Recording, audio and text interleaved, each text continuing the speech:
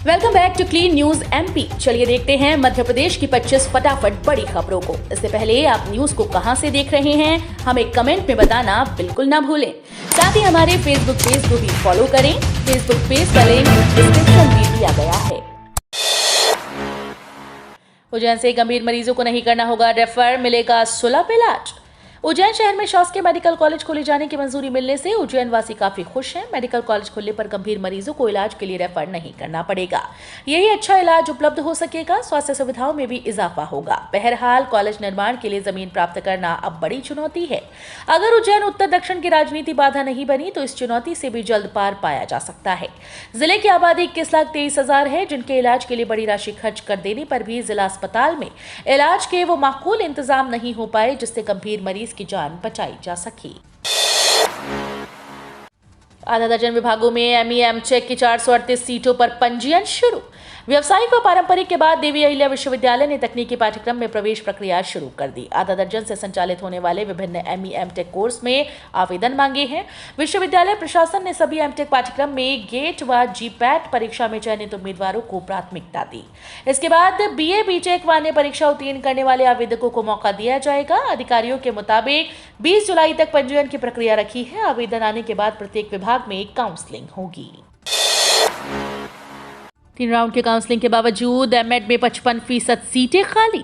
लगातार एमएड पाठ्यक्रम का खराब रिजल्ट आने से प्रवेश पर बुरा असर पड़ा है। राष्ट्रीय शिक्षक शिक्षा परिषद से मान्यता प्राप्त कोर्स में प्रवेश को लेकर 3 चरण की काउंसलिंग हो चुकी है। बावजूद इसके एमएड पाठ्यक्रम में 55% सीटें अभी खाली हैं।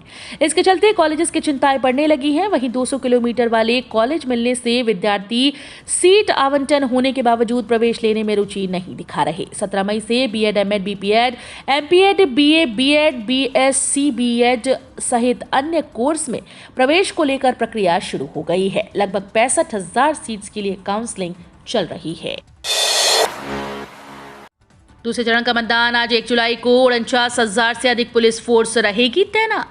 मध्य प्रदेश में हो रही त्रिस्तरीय पंचायत चुनाव का दूसरा चरण आज शुक्रवार 1 जुलाई को होगा। मध्य प्रदेश राज्य निर्वाचन आयोग ने मतदान की सभी तैयारियां पूरी कर ली। सुरक्षा की दृष्टि से दूसरे चरण के मतदान में 49,000 से अधिक पुलिस बल की ड्यूटी लगाई गई। मध्य प्रदेश राज्य निर्वाचन आयुक्त बसंत प्रताप सिंह ने मतदाताओं से अपील की है कि वे निर्भय होकर अपने मताधिकार का प्रयोग करें। श्री सिंह ने कहा कि वे त्रिस्तरीय पंचायत निर्वाचन के दूसरे चरण की सभी तैयारियां पूरी कर ली गई हैं। मतदान सुबह 7 बजे से दोपहर 3 बजे तक होगा। शिवराज सरकार ने बनाई समिति, किसानों को होगा लाभ। केंद्र की मोदी सरकार और मध्य प्रदेश की शिवराज सिंह चौहान सरकार किसानों को लाभ पहुंचाने के लिए हर संभव प्रयास कर रही है। अब सरकार का प्रयास है कि किसानों को डिजिटली पूरी जानकारी समय पर मिले।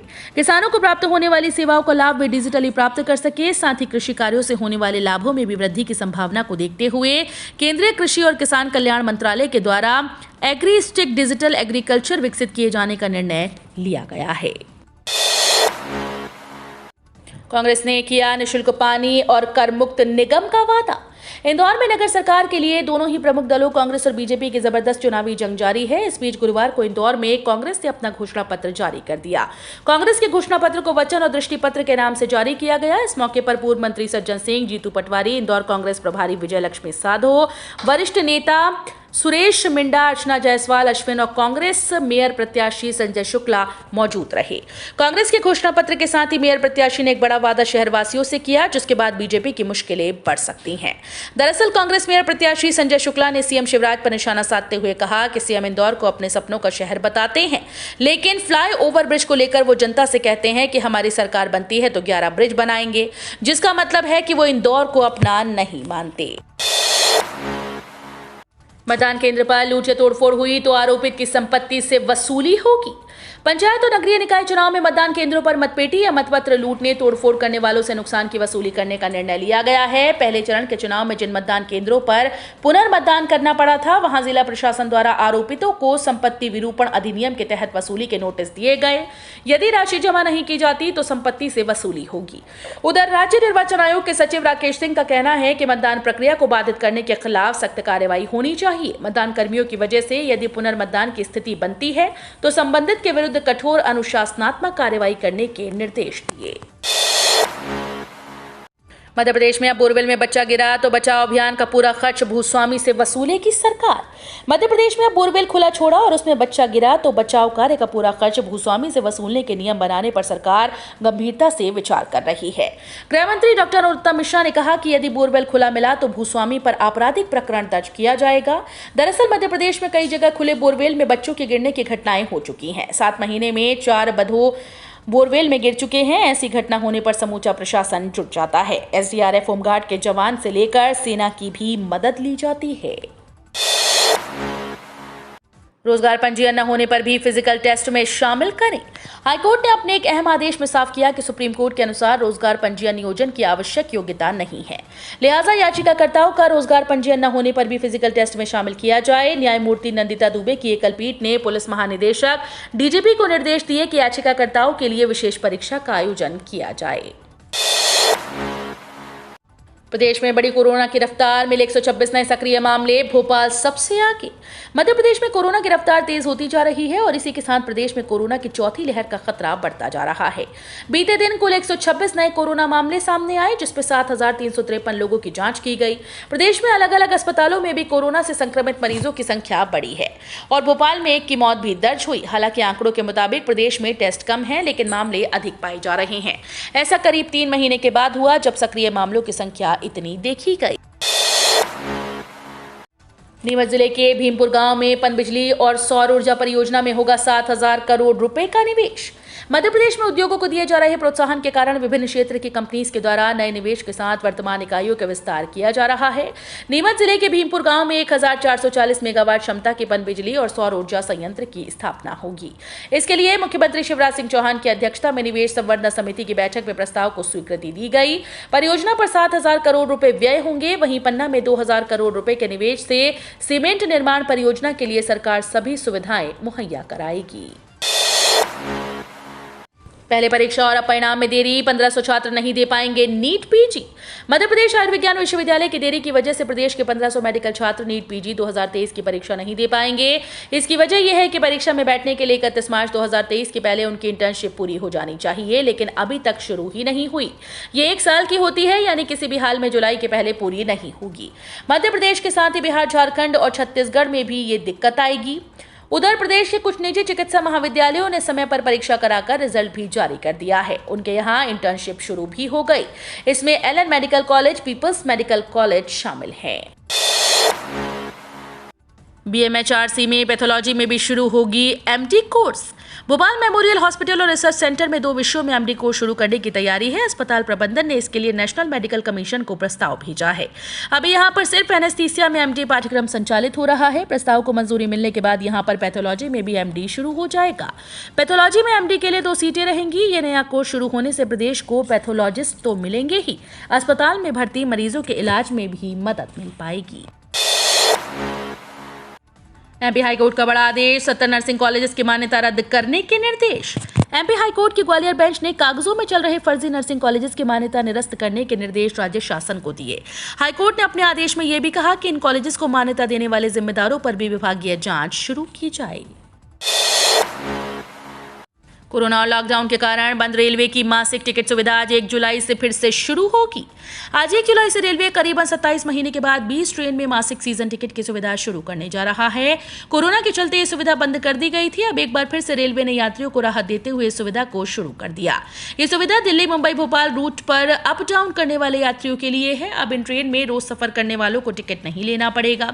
इसके साथ ही रेलवे आज 1 जुलाई से मेल एक्सप्रेस ट्रेन में भी इसे लागू किया जाएगा। कोरोना और लॉकडाउन के कारण मार्च 2020 में रेलवे ने यह सुविधा बंद कर दी थी। मतदान केंद्रों पर अस्थायी कनेक्शन से होगी बिजली आपूर्ति। कंपनी के लैब को मिला NABL प्रमाण पत्र। नगरीय निकाय चुनाव के लिए मध्य प्रदेश पश्चिम क्षेत्र विद्युत वितरण कंपनी ने भी तैयारी शुरू कर दी है। गांव शहरों में बने मतदान केंद्रों के लिए कंपनी को बिजली व्यवस्था करने के निर्देश दिए गए। इंदौर, उज्जैन संभाग में कुल 21,000 मतदान केंद्रों पर बिजली के प्रबंध किया जाना है। बिजली कंपनी की ओर से दोनों संभागों के 15 जिलों के अधीक्षण यात्रियों को मतदान केंद्रों के दौरे और बिजली व्यवस्था देखने के निर्देश दिए। इंदौर के प्रबंध निदेशक अमित तोमर ने बताया कि मध्य प्रदेश राज्य निर्वाचन आयोग के आदेश के अनुसार मतदान केंद्रों पर बिजली की व्यवस्थाओं की समीक्षा की गई। ग्वालियर उज्जैन में भी पहुंचा मानसून, 10 जिलों में भारी बारिश के आसार। अलग अलग स्थानों पर सक्रिय मौसम प्रणालियों के असर से मानसून आगे बढ़ने लगा है। गुरुवार को मानसून मध्य प्रदेश के चंबल संभाग के जिलों में ग्वालियर, दतिया, उज्जैन में प्रवेश कर गया। मौसम विज्ञानियों के मुताबिक शुक्रवार, शनिवार को भोपाल, इंदौर, नर्मदापुरम, उज्जैन, ग्वालियर, चंबल, रीवा, सागर, शहडोल संभागों के जिलों में वर्षा होने की संभावना है। इस दौरान ग्वालियर, चंबल, उज्जैन संभागों के जिलों में कहीं कहीं भारी वर्षा हो सकती है। उदयपुर की घटना को लेकर नरोत्तम मिश्रा ने कही बड़ी बात, सरकार से मांगा इस्तीफा। उदयपुर में कन्हैया लाल की तालिबानी तरीके से की हत्या से राजस्थान सहित पूरे देश के लोगों में गुस्सा है। मध्य प्रदेश में भी इस नृशंस हत्या के खिलाफ आक्रोश है। सरकार ने जनता से शांति और भाईचारा बनाए रखने की अपील की। उधर मध्य प्रदेश के गृह मंत्री डॉक्टर नरोत्तम मिश्रा ने कांग्रेस की गहलोत सरकार पर हमला बोलते हुए इस्तीफे की मांग की। नगरीय निकाय चुनाव में पार्टी प्रत्याशियों के लिए बैठक लेने और प्रचार के लिए ग्वालियर पहुंचे गृह मंत्री डॉक्टर नरोत्तम मिश्रा ने उदयपुर में हुई घटना को पीड़ादायक और हृदय विदारक बताया। उन्होंने कहा कि कुछ सिरफिरों ने तुष्टीकरण की नीति के कारण उदयपुर में ये हृदय विदारक घटना को अंजाम दिया। आज 1 जुलाई से आपकी जेब पर पड़ेगा सीधा असर, पैसों से जुड़े नियमों में हुए बदलाव। आज यानी 1 जुलाई से आपके जीवन से जुड़े कई महत्वपूर्ण मामलों में बड़े बदलाव होने जा रहे हैं, जिनका सीधा असर आपकी जेब पर पड़ सकता है। ये बदलाव आप पर आर्थिक बोझ बढ़ा सकते हैं। शेयर बाजार में निवेश करने वालों ने यदि 30 जून तक अपने डीमैट खाते की केवाईसी नहीं करवाई तो आपका अकाउंट टेम्परेरी तौर पर बंद हो सकता है। ऐसा होने पर आप शेयर खरीद और बेच नहीं पाएंगे। यदि आपने आधार कार्ड को पैन कार्ड से लिंक नहीं किया तो आज ही कर लें, तो इसमें आपको 500 रुपये जुर्माना देना होगा। अन्यथा आज 1 जुलाई के बाद से आपको दोगुनी रकम चुकानी होगी। आरबीआई ने महंगाई क्रिप्टो को लेकर दिया बड़ा बयान, भारतीय अर्थव्यवस्था सुधार की राह पर, रिपोर्ट का दावा। रिजर्व बैंक ऑफ इंडिया के गवर्नर शक्तिकांत दास ने क्रिप्टो करेंसी को लेकर एक बार फिर से बड़ा बयान दिया है और क्रिप्टो करेंसी को भविष्य के लिए और अर्थव्यवस्था के लिए खतरा बताया। आरबीआई की 25 वित्तीय स्थिरता रिपोर्ट में महंगाई और इकोनॉमी को लेकर बड़ी बात कही गई। आरबीआई के गवर्नर दास ने कहा, क्रिप्टो करेंसी एक स्पष्ट खतरा है। कोई भी चीज जो बिना किसी अंतर्निहित के विश्वास के आधार पर मूल्य प्राप्त करती है, एक परिष्कृत नाम के तहत सिर्फ अटकलें हैं। इसलिए हमें क्षितिज पर उभरते जोखिमों से सावधान रहना चाहिए। हालांकि देश में क्रिप्टो करेंसी स्पेस के लिए नियामक स्पष्टता अभी तक सामने नहीं आई है। सोलर पंप योजना, सरकार दे रही किसानों को बड़ा फायदा, खेतों में लगा सकते हैं सोलर पंप।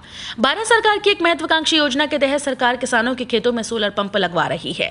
इस योजना का नाम पीएम कुसुम योजना है। इस योजना की शुरुआत साल 2019 में हुई थी। इस योजना का पूरा नाम प्रधानमंत्री किसान ऊर्जा सुरक्षाम उत्थान महाअभियान योजना है। इस योजना के अंतर्गत सरकार किसानों को अपने खेतों में सौर ऊर्जा से चलने वाले सोलर पंप लगवाने पर 60% तक की सब्सिडी दे रही है।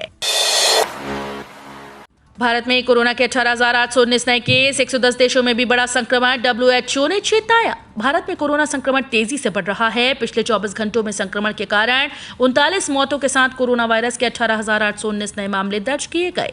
इसके साथ ही विश्व स्वास्थ्य संगठन ने कहा कि कोविड-19 महामारी बदल रही है लेकिन खत्म नहीं हुई और चेतावनी दी है कि 110 देशों में मामले बढ़ रहे हैं। केंद्रीय स्वास्थ्य मंत्रालय द्वारा जारी किए गए आंकड़ों के अनुसार देश में पिछले 24 घंटों में 18,819 मामलों की एक दिन की वृद्धि ने 28 फरवरी के बाद पहली बार सक्रिय केस लोड को 1 लाख से आगे बढ़ा दिया। चंबल पुल पर भारी वाहन लंबे समय तक रहेंगे प्रतिबंधित, छोटे वाहनों पर भी लगेगी रोक। ग्वालियर इटावा नेशनल हाईवे पर चंबल नदी के पुल की मरम्मत का काम बारिश के कारण गुरुवार से शुरू नहीं हो सका। काम कर रही बरेली की AM बिल्डर्स कंपनी ने मरम्मत के लिए 4 माह का समय मांगा था। इसमें पुल के मेंटेनेंस के अलावा पिलर के बेरिंग की ग्रीसिंग होगी। हालांकि प्रशासन ने फिलहाल 2 माह का समय दिया। अधिकारियों के मुताबिक पुल पर से भारी वाहनों का निकलना बंद रहेगा। जरूरत पड़ने पर छोटे वाहनों को भी बंद किया जाएगा। निकाय चुनाव में बीजेपी सरकार शासन और प्रशासन का कर रही दुरुपयोग। प्रदेश के पूर्व मुख्यमंत्री एवं मध्य प्रदेश कांग्रेस कमेटी के अध्यक्ष कमलनाथ ने कहा कि प्रदेश में चल रहे ग्रामीण और नगरीय निकाय के चुनाव में प्रदेश की भाजपा सरकार के द्वारा लगातार शासन और प्रशासन का दुरुपयोग और आचार संहिता का खुलेआम उल्लंघन करने का मामला अत्यंत गंभीर है। मीडिया और समाचार पत्रों में निरंतर सामने आ रहा है कि क्षेत्र विशेष के मतदाताओं को चुनाव में प्रभावित करने के उद्देश्य से नवीन कार्यों की स्वीकृति और चुनावी मंचों से स्वीकृति की घोषणा की जा रही है। आचार संहिता के उल्लंघन के संबंध में समय समय पर कांग्रेस पार्टी मीडिया में और राज्य निर्वाचन आयोग से शिकायत कर रही है। केंद्र सरकार ने ट्विटर इंडिया को आईटी नियमों का पालन करने के लिए दी आखिरी चेतावनी। सरकार ने देश में नए आईटी नियमों का पालन करने के लिए ट्विटर इंडिया को आखिरी मौका दिया। सरकार ने 27 जून को एक नोटिस भेजा था जिसमें कहा गया था कि ट्विटर 6 और 9 जून को भेजे गए नोटिस पर निर्देशों का पालन करने में विफल रहा।